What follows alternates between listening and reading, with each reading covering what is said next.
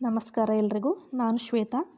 2016ನೇ ಸಾಲಿನಲ್ಲಿ ನಡೆದ ಸಹಾಯಕ ಪ್ರಾಧ್ಯಾಪಕರ ನೇಮಕಾತಿ ಪರೀಕ್ಷೆಯ ರಾಜ್ಯಶಾಸ್ತ್ರ ಪ್ರಶ್ನೆ ಪತ್ರಿಕೆ ಮತ್ತು ಕರ್ನಾಟಕ ಪರೀಕ್ಷಾ ಪ್ರಾಧಿಕಾರದವರು ನೀಡಿರುವ ಕೀ ಉತ್ತರಗಳ ಎರಡನೆಯ ಸರಣಿಯ ವಿಡಿಯೋ ಇದು. ಮೊದಲನೆಯ ವಿಡಿಯೋವನ್ನು ನೋಡದಿದ್ದವರು ಈ ಚಾನಲಲ್ಲಿ ನೋಡಬಹುದು. ಇವತ್ತಿನ ವಿಡಿಯೋದಲ್ಲಿ ಉಳಿದ ಪ್ರಶ್ನೆಗಳಿಗೆ ನಾನು ಕೀ ಆನ್ಸರನ್ನು ಹೇಳ್ತಾ ಹೋಗ್ತೇನೆ. 26ನೇ ಪ್ರಶ್ನೆ, in Britain which of the following events laid the foundation of constitutionalism? ಬ್ರಿಟನ್ನಿನಲ್ಲಿ ಕೆಳಗಿನವುಗಳಲ್ಲಿ ಯಾವ ಘಟನೆ ಸಂವಿಧಾನಾತ್ಮಕತೆಗೆ ಬುನಾದಿ ಹಾಕಿತು? Direct question. 4 ಆಪ್ಷನ್ ಇದೆ. Option A, Magna Carta of 1215, 1215ರ Magna Carta. Option B, the glorious revolution of 1688, 1688ರ ಗ್ಲೋರಿಯಸ್ ಕ್ರಾಂತಿ. Option C, the parliament act of 1911, 1911ರ ಪಾರ್ಲಿಮೆಂಟ್ ಕಾಯ್ದೆ. Option D, reform act of 1832, 1832ರ ಸುಧಾರಣಾ ಕಾಯ್ದೆ. ಇದಕ್ಕೆ ಸರಿಯಾದ ಉತ್ತರ ಆಪ್ಷನ್ ಬಿ, 1688ರ ಗ್ಲೋರಿಯಸ್ ಕ್ರಾಂತಿ ಬ್ರಿಟನ್ನಲ್ಲಿ ಸಂವಿಧಾನಾತ್ಮಕತೆಗೆ ಬುನಾದಿ ಹಾಕಿತು. 27ನೇ ಪ್ರಶ್ನೆಯನ್ನು ನೋಡ್ತಾ ಹೋಗೋಣ. Which of the following is opposed to the spirit of constitutionalism? ಕೆಳಗಿನವುಗಳಲ್ಲಿ ಯಾವುದು ಸಂವಿಧಾನಾತ್ಮಕತೆಯ ತತ್ವಕ್ಕೆ ವಿರುದ್ಧವಾಗಿದೆ? ಆಪ್ಷನ್ ಎ, ಟೊಟಾಲಿಟೇರಿಯನ್ ಗೌರ್ಮೆಂಟ್, ಸರ್ವಾಧಿಕಾರಿ ಸರ್ಕಾರ. Option B, decentralisation of power, ಅಧಿಕಾರದ ವಿಕೇಂದ್ರೀಕರಣ. ಆಪ್ಷನ್ ಸಿ, ರೆಸ್ಪಾನ್ಸಿಬಲ್ ಗೌರ್ಮೆಂಟ್, ಜವಾಬ್ದಾರಿಯುತ ಸರ್ಕಾರ. ಆಪ್ಷನ್ ಡಿ, ರೆಪ್ರೆಸೆಂಟೇಟಿವ್ ಗೌರ್ಮೆಂಟ್, ಪ್ರಾತಿನಿಧಿಕ ಸರ್ಕಾರ. 27ನೇ ಪ್ರಶ್ನೆಗೆ ಸರಿಯಾದ ಉತ್ತರ ಆಪ್ಷನ್ ಎ, ಸರ್ವಾಧಿಕಾರಿ ಸರ್ಕಾರ. ಇದು ಸಂವಿಧಾನಾತ್ಮಕತೆಯ ತತ್ವಕ್ಕೆ ವಿರುದ್ಧವಾಗಿರುವಂಥದ್ದು. ಇನ್ನು 28ನೇ ಪ್ರಶ್ನೆ, which of the following statement is incorrect? ಕೆಳಗಿನ ಯಾವ ಹೇಳಿಕೆಯು ತಪ್ಪಾಗಿದೆ? 4 ಆಪ್ಷನ್ ಕೊಟ್ಟಿದ್ದಾರೆ. ಇದರಲ್ಲಿ 3 ಆಪ್ಷನ್ಗಳು ಸರಿ ಇದೆ, 1 ಆಪ್ಷನ್ ತಪ್ಪಿದೆ. ಆ ಒಂದು ಆಪ್ಷನ್ ಯಾವುದು ಅಂತ ಹೇಳಿ ನಾವು ಕಂಡು ಹುಡುಕಬೇಕಾಗಿದೆ. ಮೊದಲನೇ statement, in United States the constitution specifies the powers of federal government and assigns the residuary powers to the states. ಅಮೆರಿಕದ ಸಂವಿಧಾನವು ಸಂಯುಕ್ತ ಸರ್ಕಾರದ ಅಧಿಕಾರಗಳನ್ನು ನಿರೂಪಿಸಿ ಶೇಷಾಧಿಕಾರಗಳನ್ನು ರಾಜ್ಯಗಳಿಗೆ ನೀಡಿದೆ. Option B, in Canada the constitution enumerates the powers of the provinces and assigns the residuary powers to the centre. Canada ಸಂವಿಧಾನವು ರಾಜ್ಯಗಳ ಅಧಿಕಾರಗಳನ್ನು ನಿರೂಪಿಸಿ ಶೇಷಾಧಿಕಾರಗಳನ್ನು ಕೇಂದ್ರಕ್ಕೆ ನೀಡಿದೆ. Option C, the powers of both the centre and States are enumerated in the constitution of India. ಭಾರತದ ಸಂವಿಧಾನದಲ್ಲಿ ಕೇಂದ್ರ ಮತ್ತು ರಾಜ್ಯ ಎರಡರ ಅಧಿಕಾರಿಗಳು ನಿರೂಪಿತವಾಗಿವೆ. Option D, in Australia the powers of the states are enumerated and residuary powers are assigned to the federal government. ಆಸ್ಟ್ರೇಲಿಯಾದಲ್ಲಿ ರಾಜ್ಯಗಳ ಅಧಿಕಾರಗಳನ್ನು ನಿರೂಪಿಸಿ ಶೇಷಾಧಿಕಾರಗಳನ್ನು ಸಂವಿಧಾನವು ಸಂಯುಕ್ತ ಸರ್ಕಾರಕ್ಕೆ ನೀಡಿದೆ. ಈ 4 ಹೇಳಿಕೆಗಳಲ್ಲಿ ತಪ್ಪಾದ ಹೇಳಿಕೆ ಯಾವುದು ಅಂತ ಹೇಳಿದ್ರೆ ಆಪ್ಷನ್ ಡಿ, ಆಸ್ಟ್ರೇಲಿಯಾದಲ್ಲಿ ರಾಜ್ಯಗಳ ಅಧಿಕಾರಗಳನ್ನು ನಿರೂಪಿಸಿ ಶೇಷಾಧಿಕಾರಗಳನ್ನು ಸಂವಿಧಾನವು ಸಂಯುಕ್ತ ಸರ್ಕಾರಕ್ಕೆ ನೀಡಿದೆ ಅನ್ನೋ ಹೇಳಿಕೆ ತಪ್ಪು. ಉಳಿದ 3 ಹೇಳಿಕೆಗಳು ಕೂಡ ಸರಿ ಇದೆ. ಇನ್ನು 29ನೇ ಪ್ರಶ್ನೆ, which of the following explains filibustering? Filibustering ಎಂಬುದನ್ನು ಕೆಳಗಿನ ಯಾವುದು ತಿಳಿಸುತ್ತದೆ? 4 ಆಪ್ಷನ್ ಇದೆ. ಇದರಲ್ಲಿ ಸರಿಯಾದ ಉತ್ತರವನ್ನು ನಾವು ಡೈರೆಕ್ಟಾಗಿ ಕಂಡು ಹುಡುಕಬಹುದು. Option A, special judicial power of the American Senate, ಅಮೇರಿಕದ ಸೆನೆಟ್ಗೆ ಇರುವ ವಿಶೇಷ ನ್ಯಾಯಿಕ ಅಧಿಕಾರ. Option B, preventing the passage of a bill by long speeches, ಉದ್ದುದ್ದ ಭಾಷಣ ಮಾಡಿ ಮಸೂದೆಯ ಅಂಗೀಕಾರವನ್ನು ತಡೆಯುವುದು. Option C, special power of the house of the Lords in Britain, ಬ್ರಿಟನ್ನಿನ ಶ್ರೀಮಂತರ ಸಭೆಯ ವಿಶೇಷ ಅಧಿಕಾರ. Option D, the power of Senate to refuse a duly elected member to sit in the house. ಸೂಕ್ತ ರೀತಿಯಲ್ಲಿ ಚುನಾಯಿತ ಸದಸ್ಯ ಸಭೆಯಲ್ಲಿ ಕುಳಿತುಕೊಳ್ಳದಂತೆ ತಡೆಯುವ ಸೆನೆಟ್ನ ಅಧಿಕಾರ. ಸೊ 29ನೇ ಪ್ರಶ್ನೆಗೆ ಸರಿಯಾದ ಉತ್ತರ ಯಾವುದು ಅಂತ ನಾವು ನೋಡೋದಾಗಿದ್ರೆ ಆಪ್ಷನ್ ಬಿ. ಫಿಲಿಬಸ್ಟರಿಂಗ್ ಅಂದರೆ ಉದ್ದುದ್ದ ಭಾಷಣ ಮಾಡ್ತಾ ಮಸೂದೆಯ ಅಂಗೀಕಾರವನ್ನು ತಡೆಯುವುದು. ಇನ್ನು 30ನೇ ಪ್ರಶ್ನೆಯನ್ನು ನೋಡ್ತಾ ಹೋಗೋಣ. Who coined the term political socialisation, ರಾಜಕೀಯ ಸಾಮಾಜೀಕರಣ ಎಂಬ ಪದವನ್ನು ಸೃಷ್ಟಿಸಿದವರು ಯಾರು ಅಂತ 4 ಆಪ್ಷನ್ ಇದೆ. Option A Lucian Pye, option B H.H. Hyman, option C Harold Lasswell, option D Gabriel Almond. 30ನೇ ಪ್ರಶ್ನೆಗೆ ಸರಿಯಾದ ಉತ್ತರ ಆಪ್ಷನ್ ಬಿ H.H. ಹೈಮನ್. ಇವರು ಪೊಲಿಟಿಕಲ್ ಸೋಷಲೈಸೇಷನ್ ಅನ್ನುವ ಪದವನ್ನು ಮೊದಲ ಬಾರಿಗೆ ಇದನ್ನು ಸೃಷ್ಟಿಸ್ತಾರೆ ಅಥವಾ ಬಳಸ್ತಾರೆ. ಇನ್ನು 31ನೇ ಪ್ರಶ್ನೆ, democracy in India is only a top dressing on the Indian soil which is essentially undemocratic. Who made this remark? ಭಾರತದ ಭೂಮಿಯ ಮೇಲೆ ಪ್ರಜಾಪ್ರಭುತ್ವವೆಂಬುದು ಕೇವಲ ಮೇಲ್ಪದರ, ಆದರದು ಸಾರವತ್ತಾಗಿ ಪ್ರಜಾಪ್ರಭುತ್ವ ಅಲ್ಲ. ಈ ಹೇಳಿಕೆ ಯಾರದು? ಯಾರು ಈ ಹೇಳಿಕೆಯನ್ನು ನೀಡ್ತಾರೆ ಅಂತ.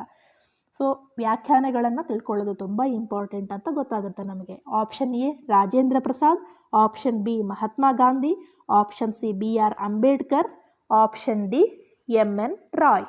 ಯಾರು ಈ ಹೇಳಿಕೆಯನ್ನು ನೀಡಿದರು? ಇದಕ್ಕೆ ಸರಿಯಾದ ಉತ್ತರ ಆಪ್ಷನ್ ಸಿ BR ಅಂಬೇಡ್ಕರ್. ಇವರು ಈ ಹೇಳಿಕೆಯನ್ನು ನೀಡಿದರು.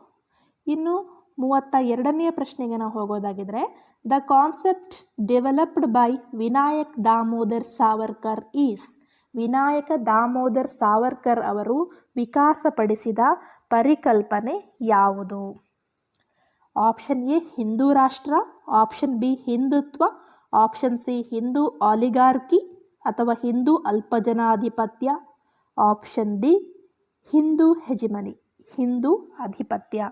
ಇದಕ್ಕೆ ಸರಿಯಾದ ಉತ್ತರ ಆಪ್ಷನ್ ಬಿ ಹಿಂದುತ್ವ ಅನ್ನೋದನ್ನು ವಿನಾಯಕ್ ದಾಮೋದರ್ ಸಾವರ್ಕರ್ ಅವರು ಇದನ್ನು ವಿಕಾಸಪಡಿಸಿದಂಥ ಒಂದು ಪರಿಕಲ್ಪನೆಯಾಗಿದೆ. 33ನೇ ಪ್ರಶ್ನೆ, Aurobindo Ghosh was defended in the Alipur conspiracy case by. Alipur ಪಿತೂರಿಯ ಮೊಕದ್ದಮೆಯಲ್ಲಿ ಅರಬಿಂದೋ ಘೋಷ್ ಅವರ ಪರ ವಾದ ಮಾಡಿದವರು ಯಾರು? Option A Motilal Nehru, option B Jawaharlal Nehru, option C Chittaranjan Das, option D Tej Bahadur Sapru. ಈ ಪ್ರಶ್ನೆಗೆ ಸರಿಯಾದ ಉತ್ತರ ಆಪ್ಷನ್ ಸಿ ಚಿತ್ತರಂಜನ್ ದಾಸ್. ಇನ್ನು 34ನೆಯ ಪ್ರಶ್ನೆ, who among the following conceptualised partyless democracy. ಪಕ್ಷರಹಿತ ಪ್ರಜಾಪ್ರಭುತ್ವದ ಕಲ್ಪನೆ ನೀಡಿದವರು ಯಾರು? Option A MN Roy, option B Mahatma Gandhi, option C BR Ambedkar, option D Jayaprakash Narayan. ಇದಕ್ಕೆ ಸರಿಯಾದ ಉತ್ತರ ಆಪ್ಷನ್ ಡಿ ಜಯಪ್ರಕಾಶ್ ನಾರಾಯಣ್. ಇನ್ನು 35ನೇ ಪ್ರಶ್ನೆಗೆ ಹೋಗೋಣ. Cultural revolution in China during 1966 to 1976 according to Mao Zedong aimed at the elimination of 4 olds. Which of the following is not one of the 4 olds? Mao ಸೆತುಂಗ್ರ ಪ್ರಕಾರ 1966ರಿಂದ 1976ರ ಸಮಯದಲ್ಲಿ ಚೀನಾದಲ್ಲಿ ನಡೆದ ಸಾಂಸ್ಕೃತಿಕ ಕ್ರಾಂತಿಯ ಉದ್ದೇಶ 4 ಹಳೆಯದರ ನಿರ್ಮೂಲವಾಗಿದೆ. ಸೊ ಈ ಕೆಳಗಿನಲ್ಲಿ ಯಾವುದು 4 ಹಳೆಯದು ಅಲ್ಲ? ಅಂದರೆ ಕೊಟ್ಟಿರುವ ಆಪ್ಷನ್ಗಳಲ್ಲಿ 3 ಆಪ್ಷನ್ ಸರಿ ಇದೆ, 1 ಆಪ್ಷನ್ ತಪ್ಪಿದೆ. ಆ 4 ಓಲ್ಡ್ಸಲ್ಲಿ ಯಾವುದು ಅಂತ ನಾವು ಕಂಡು ಹುಡುಕಬೇಕು. ಈ ಪ್ರಶ್ನೆಗೆ ಸರಿಯಾದ ಉತ್ತರ ಆಪ್ಷನ್ ಸಿ ಓಲ್ಡ್ ಕ್ಲಾಸಸ್, ಹಳೆಯ ವರ್ಗಗಳು ಅನ್ನುವಂಥ ಉತ್ತರ ಇದಕ್ಕೆ ಸಂಬಂಧಪಟ್ಟಿದ್ದು. ಅಂದರೆ ಇದು 4 ಓಲ್ಡ್ಸ್ಗೆ ಸಂಬಂಧ ಪಡೆದಂಥ ಒಂದು ವಿಷಯ ಆಗಿದೆ. ಇನ್ನು ನೆಕ್ಸ್ಟ್ ಕ್ವಶನ್ 36ನೇದು, which of the following theorist developed the notion of circulation of elites. ಗಣ್ಯರ ಪರಿಕ್ರಮಣ ಎಂಬ ಪರಿಕಲ್ಪನೆಯನ್ನು ಕೆಳಗಿನ ಯಾವ ಸಿದ್ಧಾಂತಿ ವ್ಯಕ್ತಪಡಿಸಿದ್ದಾನೆ? Option A Vilfredo Pareto, option B Robert Michels, option C Talcott Parson, option D Emile Durkheim. ಈ ಪ್ರಶ್ನೆಗೆ ಸರಿಯಾದ ಉತ್ತರ ಆಪ್ಷನ್ ಎ. ವಿಲ್ಫ್ರೆಡ್ ಪ್ಯಾರೆಟೋ ಅವರು ಗಣ್ಯರ ಪರಿಕ್ರಮಣ ಎಂಬ ಪರಿಕಲ್ಪನೆಯನ್ನು ವಿಕಾಸಪಡಿಸಿದರು. ಇನ್ನು 37ನೇ ಪ್ರಶ್ನೆ, which of the following dependency theorist used the term satellite and metropolis? ಕೆಳಗಿನ ಯಾವ ಅವಲಂಬನಾ ಸಿದ್ಧಾಂತಿ ಸ್ಯಾಟಲೈಟ್ ಮತ್ತು ಮೆಟ್ರೋಪೊಲಿಸ್ ಎಂಬ ಪದಗಳನ್ನು ಬಳಸಿದ್ದಾನೆ? Option A Immanuel Wallerstein, option B Andre Gunder Frank, option C Fernando Cardoso, option D Ernesto Laclau. ಈ 4 ಥಿಂಕರ್ಸ್ಗಳಲ್ಲಿ satellite ಮತ್ತು ಮೆಟ್ರೋಪೊಲಿಸ್ ಎಂಬ ಪದಗಳನ್ನು ಯಾರು ಬಳಸಿದ್ರು ಅಂತ ನಾವು ನೋಡೋದಾಗಿದ್ರೆ ಇದಕ್ಕೆ ಸರಿಯಾದ ಉತ್ತರ option B. Andre Gunder Frank ಅನ್ನುವರು ಇದನ್ನು ಮೊದಲ ಬಾರಿಗೆ ಬಳಸ್ತಾರೆ.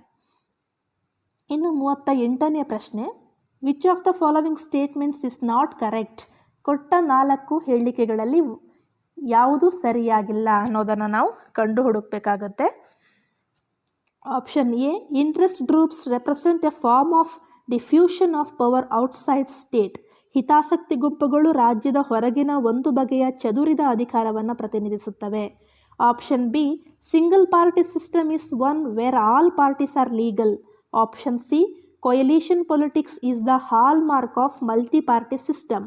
Option D dominant party system is one where all parties are legal. ಈ ಕೆಳಗಿನ ಯಾವ ಹೇಳಿಕೆ ಸರಿಯಾಗಿಲ್ಲ?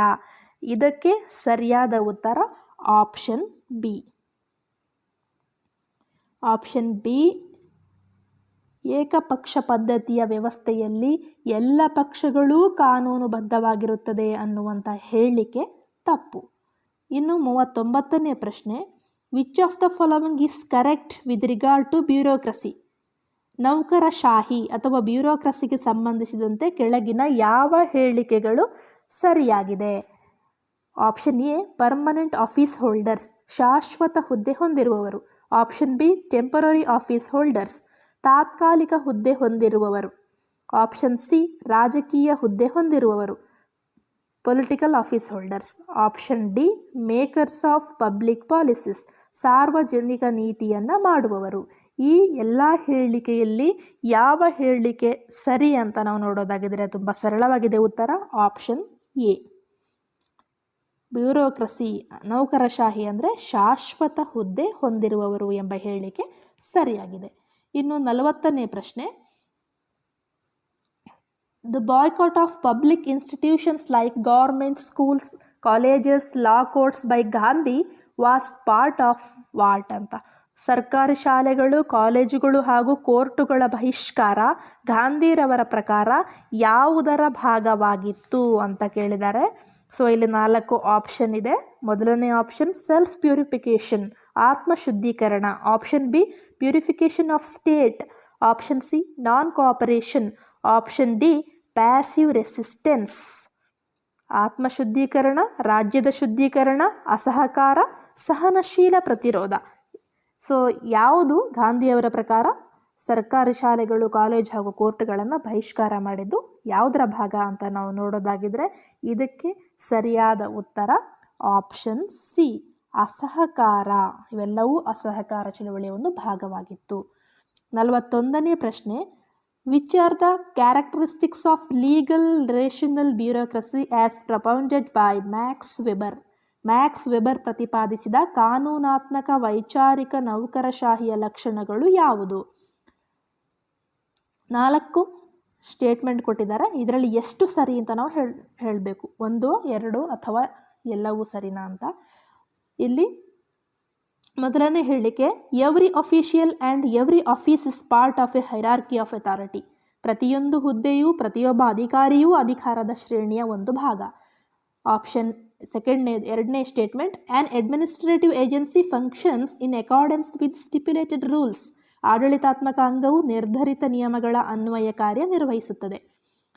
ಮೂರನೇ ಹೇಳಿಕೆ, offices can not be appropriated by the incumbents as private property. ಹುದ್ದೆಗಳನ್ನು ಆ ಹುದ್ದೆಗಳಲ್ಲಿರುವವರು ಖಾಸಗಿ ಆಸ್ತಿಯಂತೆ ತಮ್ಮದಾಗಿಸಿಕೊಳ್ಳಲು ಬರೋದಿಲ್ಲ. ನಾಲ್ಕನೇ ಹೇಳಿಕೆ, administration is conducted on the basis of written documents. ಆಡಳಿತವನ್ನು ಲಿಖಿತ ದಾಖಲೆಗಳ ಅನ್ವಯ ನಡೆಸಲಾಗುತ್ತದೆ. ಸೊ ಇಷ್ಟು ಕೊಟ್ಟ ಹೇಳಿಕೆಗಳಲ್ಲಿ ಆಪ್ಷನ್ ಎ ಒಂದು ಮಾತ್ರ ಸರಿನಾ, ಆಪ್ಷನ್ ಬಿ 1 ಮತ್ತು 2 ಸರಿನಾ, ಆಪ್ಷನ್ ಸಿ 1, 2 ಮತ್ತು 4ನೇದು ಸರಿನಾ, ಆಪ್ಷನ್ ಡಿ ಮೇಲಿನ ಎಲ್ಲವೂ ಸರಿನಾ ಅಂತ. ಸೊ ಇದಕ್ಕೆ ಸರಿಯಾದ ಉತ್ತರ ಆಪ್ಷನ್ ಡಿ. ಈ ಎಲ್ಲ ಹೇಳಿಕೆಗಳು ಕೂಡ ವೆಬರ್ ಅವರು ಪ್ರತಿಪಾದಿಸಿದಂತಹ ವೈಚಾರಿಕ ನೌಕರಶಾಹಿಯ ಲಕ್ಷಣಗಳಾಗಿದೆ. ಎಲ್ಲವೂ ಇದರಲ್ಲಿ ಸರಿ. ಇನ್ನು 42ನೆಯ ಪ್ರಶ್ನೆ, which of the following is not an element in the Weberian model of bureaucracy. ಮತ್ತೆ ವೆಬರ್ ಬಗ್ಗೆನೇ ಪ್ರಶ್ನೆ ಬಂದಿದೆ ಅಲ್ಲಿ. ಕೆಳಗಿನವುಗಳಲ್ಲಿ ಯಾವುದು ವೆಬರ್ ಮಾದರಿಯ ನೌಕರಶಾಹಿಯ ಅಂಶವಲ್ಲ? ಆಪ್ಷನ್ ಎ ಇಂಪರ್ಸನಲ್ ಆರ್ಡರ್, ವ್ಯಕ್ತಿಗತವಲ್ಲದ ವ್ಯವಸ್ಥೆ. ಆಪ್ಷನ್ ಬಿ ಹೈರಾರ್ಕಿ, ಶ್ರೇಣಿ. Option C sphere of incompetence, ಯೋಗ್ಯತೆ ರಹಿತ ಕ್ಷೇತ್ರ. ಆಪ್ಷನ್ ಡಿ ರೂಲ್ಸ್, ನಿಯಮಗಳು. ಈ 4ರಲ್ಲಿ ಯಾವುದು ವೆಬರ್ ಮಾದರಿಯ ನೌಕರಶಾಹಿಯ ಅಂಶವಲ್ಲ ಅಂತ ನಾವು ನೋಡೋದಾಗಿದ್ರೆ ಇದಕ್ಕೆ ಸರಿಯಾದ ಉತ್ತರ ಆಪ್ಷನ್ ಸಿ, ಯೋಗ್ಯತೆ ರಹಿತ ಕ್ಷೇತ್ರ, ಸ್ಪಿಯರ್ ಆಫ್ ಇನ್ಕಾಂಪಿಟೆನ್ಸ್ ಅನ್ನೋದು ಅದರಲ್ಲಿ ಬರೋದಿಲ್ಲ. ಇನ್ನು 43ನೆಯ ಪ್ರಶ್ನೆ, there is a date specified in the preamble of the Indian Constitution which indicates when the document was adopted and enacted by the Constitution Assembly of India. What is that date? Bharat ಸಂವಿಧಾನದ ಪೀಠಿಕೆಯಲ್ಲಿ ಸಂವಿಧಾನ ಜಾರಿಯಾದ ಹಾಗೂ ಭಾರತದ ಸಂವಿಧಾನ ರಚನಾ ಸಭೆಯ ರಚನೆಯ ಬಗ್ಗೆ ಇರುವ ದಿನಾಂಕ ಯಾವುದು? Option A 26 November 1949, option B 26 January 1950, option C 15 August 1947, option D 26 ಜನವರಿ 1947. ಇದಕ್ಕೆ ಸರಿಯಾದ ಉತ್ತರ ಆಪ್ಷನ್ ಎ 26 ನವೆಂಬರ್ 1949. ಸಂವಿಧಾನ ಜಾರಿಯಾದ ಮತ್ತು ಸಂವಿಧಾನ ರಚನಾ ಸಭೆಯ ರಚನೆಯ ಬಗ್ಗೆ ಇರುವ ದಿನಾಂಕ ಯಾವುದು ಅಂತ ಹೇಳಿದ್ರೆ 26 ನವೆಂಬರ್ 1949 ಅಂತ ಆನ್ಸರ್ ಅವರು ನೀಡಿದ್ದಾರೆ. ಇನ್ನು 44ನೆಯ ಪ್ರಶ್ನೆ, which of the following fundamental duties was added to the Constitution of India by the 86th Constitution Amendment? 86ನೇ ಸಂವಿಧಾನ ತಿದ್ದುಪಡಿಯ ಮೂಲಕ ಭಾರತ ಸಂವಿಧಾನಕ್ಕೆ ಸೇರ್ಪಡೆಯಾದ ಮೂಲಭೂತ ಕರ್ತವ್ಯ ಯಾವುದು? ಇಲ್ಲಿ 1 ಸರಿನಾ, 1 ಮತ್ತು 2 ಸರಿನಾ, 1, 2, 3 ಸರಿನಾ ಅಥವಾ 4 ಮಾತ್ರ ಸರಿನಾ ಅಂತ ನಾವು ನೋಡಬೇಕು. ಸೊ ಇಲ್ಲಿ ಮೊದಲನೆಯದು duty to defend the country, ದೇಶವನ್ನು ರಕ್ಷಿಸುವ ಕರ್ತವ್ಯ. ಎರಡನೇ ಹೇಳಿಕೆ duty to protect the improve the natural environment. Third one duty to safeguard public property. 4ನೇದು duty to provide opportunities for the education of children.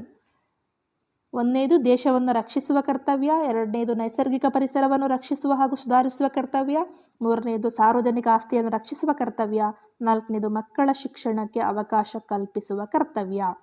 So ಇದರಲ್ಲಿ ಸರಿಯಾದ ಉತ್ತರ option D, ಅಂದರೆ 4 ಮಾತ್ರ.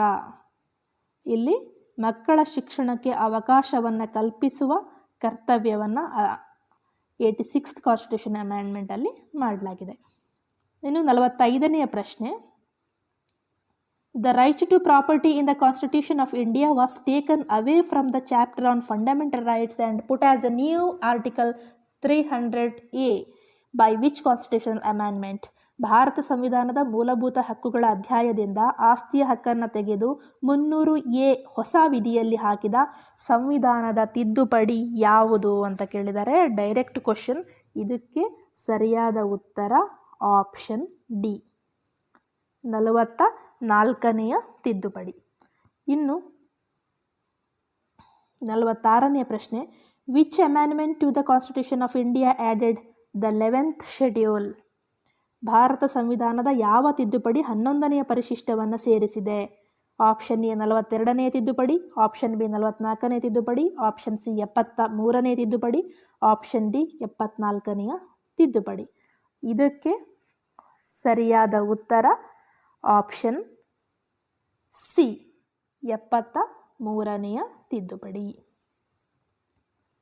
ಇನ್ನು 47ನೇ ಪ್ರಶ್ನೆ, which of the following is not a qualification prescribed by the constitution of India for election as president? ರಾಷ್ಟ್ರಪತಿಯ ಚುನಾವಣೆಗೆ ಭಾರತ ಸಂವಿಧಾನವು ಕೆಳಗಿನ ಯಾವುದನ್ನು ಅರ್ಹತೆಯಾಗಿ ನಿಗದಿಪಡಿಸಿಲ್ಲ? Option A, he should be a citizen of India, ಅವನು ಭಾರತದ ಪ್ರಜೆಯಾಗಿರಬೇಕು. Option B, he should be qualified for election as a member of the Rajya Sabha, ಅವನು ರಾಜ್ಯಸಭೆಯ ಸದಸ್ಯನಾಗುವ ಅರ್ಹತೆ ಹೊಂದಿರಬೇಕು. Option C, he should have completed the age of 35 years, 35 ವರ್ಷಗಳನ್ನು ಪೂರೈಸಿರಬೇಕು. Option D, he must not hold any office of profit, ಯಾವುದೇ ಲಾಭದ ಹುದ್ದೆಯನ್ನು ಹೊಂದಿರಬಾರದು. ಹಾಗಾದರೆ ರಾಷ್ಟ್ರಪತಿಯ ಚುನಾವಣೆಗೆ ಭಾರತ ಸಂವಿಧಾನವು ಕೆಳಗಿನ ಯಾವುದನ್ನು ಅರ್ಹತೆಯಾಗಿ ನಿಗದಿಪಡಿಸಿಲ್ಲ ಅಂತ ನಾವು ನೋಡೋದಾಗಿದ್ರೆ ಇದಕ್ಕೆ ಸರಿಯಾದ ಉತ್ತರ ಆಪ್ಷನ್ ಬಿ, ಅವನು ರಾಜ್ಯಸಭೆಯ ಸದಸ್ಯನಾಗುವ ಅರ್ಹತೆಯನ್ನು ಹೊಂದಿರಬೇಕು ಅನ್ನೋದನ್ನು ಅಲ್ಲಿ ನಿಗದಿಪಡಿಸಲಾಗಿಲ್ಲ. ಇನ್ನು 48ನೆಯ ಪ್ರಶ್ನೆ, which of the following does not fall under the legislative powers of the president of India? ಕೆಳಗಿನವುಗಳಲ್ಲಿ ಯಾವುದು ರಾಷ್ಟ್ರಪತಿಯವರ ಶಾಸನೀಯ ಅಧಿಕಾರವಲ್ಲ? Option A, power to the house of parliament, ಸಂಸತ್ತಿನ ಸಭೆಗಳನ್ನು ಕರೆಯುವ ಮತ್ತು ಮುಂದೂಡುವ ಅಧಿಕಾರ. Option B, power to dissolve the Lok Sabha, ಲೋಕಸಭೆಯನ್ನು ವಿಸರ್ಜಿಸುವ ಅಧಿಕಾರ. Option C, power to summon a joint sitting of both houses of parliament, ಸಂಸತ್ತಿನ ಎರಡೂ ಸಭೆಗಳ ಜಂಟಿ ಅಧಿವೇಶನ ಕರೆಯುವ ಅಧಿಕಾರ. Option D, power to grant pardons and reprieves to persons convicted of crime, ಅಪರಾಧಿಯ ಶಿಕ್ಷೆಯನ್ನು ಮುಂದೂಡುವ ಹಾಗೂ ಕ್ಷಮಾದಾನದ ಅಧಿಕಾರ. ಸೊ ಇದಕ್ಕೆ ಸರಿಯಾದ ಉತ್ತರ ಆಪ್ಷನ್ ಡಿ.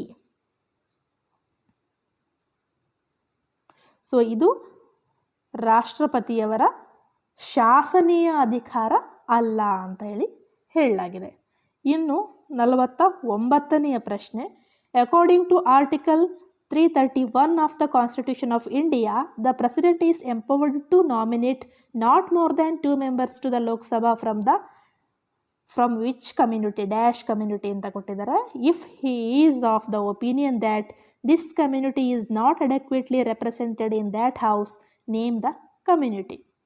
ಭಾರತ ಸಂವಿಧಾನದ 331ನೆಯ ವಿಧಿಯ ಪ್ರಕಾರ ರಾಷ್ಟ್ರಪತಿಯು ಡ್ಯಾಶ್ ಸಮುದಾಯವು ಸಭೆಯಲ್ಲಿ ಪ್ರತಿನಿಧಿತವಾಗಿಲ್ಲ ಎಂಬ ಅಭಿಪ್ರಾಯಕ್ಕೆ ಬಂದಾಗ ಲೋಕಸಭೆಗೆ 2ಕ್ಕಿಂತ ಹೆಚ್ಚಿಲ್ಲದಂತೆ ಆ ಸಮುದಾಯದ ಸದಸ್ಯರನ್ನು ನೇಮಿಸಬಹುದು. ಹಾಗಾದರೆ ಆ ಸಮುದಾಯ ಯಾವುದು? ಇದಕ್ಕೆ ಸರಿಯಾದ ಉತ್ತರ option C, Anglo Indians. So ಇತ್ತೀಚೆಗೆ ಇದನ್ನು ಸಂಸತ್ನಲ್ಲಿ ಕಳೆದ ವರ್ಷ ತೆಗೆದು ಹಾಕಿದ್ರು. ಇನ್ನು ಆಂಗ್ಲೋ ಇಂಡಿಯನ್ಸಲ್ಲಿ ಸ್ಪರ್ಧಿಸುವ ಹಾಗಿಲ್ಲ. ಇದುವರೆಗೂ 545 ಮಂದಿ ಇದ್ದರು ಲೋಕಸಭೆಗೆ, ಇನ್ನು 543 ಮಂದಿ ಮಾತ್ರ ಇರ್ತಾರೆ. ಸೊ ಆಂಗ್ಲೋ ಇಂಡಿಯನನ್ನು ತೆಗೆದು ಹಾಕಿದ್ರು. ಸೊ ಈ ಪ್ರಶ್ನೆ ಪತ್ರಿಕೆ ರಚನೆಯಾಗಿದ್ದಾಗ ಆಂಗ್ಲೋ ಇಂಡಿಯನ್ಸ್ ಇದ್ದರು ಅಲ್ವಾ. ಸೊ ಹಾಗಾಗಿ 331ನೇ ವಿಧಿಯ ಪ್ರಕಾರ ಆಂಗ್ಲೋ ಇಂಡಿಯನ್ಸನ್ನು ಅಲ್ಲಿ ರೆಪ್ರೆಸೆಂಟ್ ಮಾಡಲಿಕ್ಕೆ ಅವಕಾಶ ಸಂವಿಧಾನದಲ್ಲಿ ಕೊಡಲಾಗಿದೆ. ಇನ್ನು 50ನೆಯ ಪ್ರಶ್ನೆ, read the following statements and choose the correct answer from the options given below. ಕೊಟ್ಟ ಹೇಳಿಕೆಗಳನ್ನು ನೋಡಿ ನಾವು ಅದನ್ನು ಸರಿಯಾದ ಉತ್ತರ ಯಾವುದು ಅಂತ ಹೇಳಿ ಐಡೆಂಟಿಫೈ ಮಾಡಬೇಕು. First statement, the governor of a state has no power to grant pardons, reprise, respites or remission of punishment. ಮೊದಲನೇ ಸ್ಟೇಟ್ಮೆಂಟ್ ಅದು. ರಾಜ್ಯದ ರಾಜ್ಯಪಾಲರಿಗೆ ಶಿಕ್ಷೆಯನ್ನು ಕಡಿಮೆ ಮಾಡುವ, ಮುಂದೂಡುವ ಅಥವಾ ಕ್ಷಮಾದಾನ ಮಾಡುವ ಅಧಿಕಾರವಿಲ್ಲ ಅಂತ. ಎರಡನೇ statement, the governor of A state has no emergency powers to meet the situation arising from external aggression or armed rebellion as the president has. ರಾಜ್ಯಪಾಲರಿಗೆ ರಾಷ್ಟ್ರಪತಿಗೆ ಇರುವಂತೆ ಬಾಹ್ಯ ಆಕ್ರಮಣದಿಂದ ಅಥವಾ ಸಶಸ್ತ್ರ ದಂಗೆಗಳಿಂದ ಉಂಟಾದ ಪರಿಸ್ಥಿತಿಯಲ್ಲಿ ತುರ್ತು ಪರಿಸ್ಥಿತಿಯ ಅಧಿಕಾರಗಳಿಲ್ಲ. ಸೊ 2 ಹೇಳಿಕೆಯಲ್ಲಿ ನಾವು ಸರಿಯಾದ್ದನ್ನು ಹುಡುಕಬೇಕು. ಆಪ್ಷನ್ ಎ ಮಾತ್ರ ಸರಿ ಆದರೆ ಬಿ ತಪ್ಪು. ಆಪ್ಷನ್ ಬಿ ಎ ಮಾತ್ರ ತಪ್ಪು ಆದರೆ ಬಿ ಸರಿ. ಆಪ್ಷನ್ ಸಿ ಎರಡು ಎ ಮತ್ತು ಬಿ ಎರಡೂ ಕೂಡ ಸರಿ. ಆಪ್ಷನ್ ಡಿ ಎ ಮತ್ತು ಬಿ ಎರಡೂ ಕೂಡ ತಪ್ಪು ಅಂತ. ಸೊ ಇದಕ್ಕೆ ಸರಿಯಾದ ಉತ್ತರ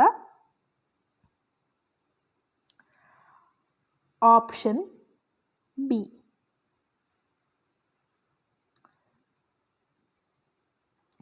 ಎ ತಪ್ಪು ಆದರೆ ಬಿ ಸರಿ ಅನ್ನುವಂಥ ಹೇಳಿಕೆ ಇದಕ್ಕೆ ಸರಿಯಾದ ಉತ್ತರ.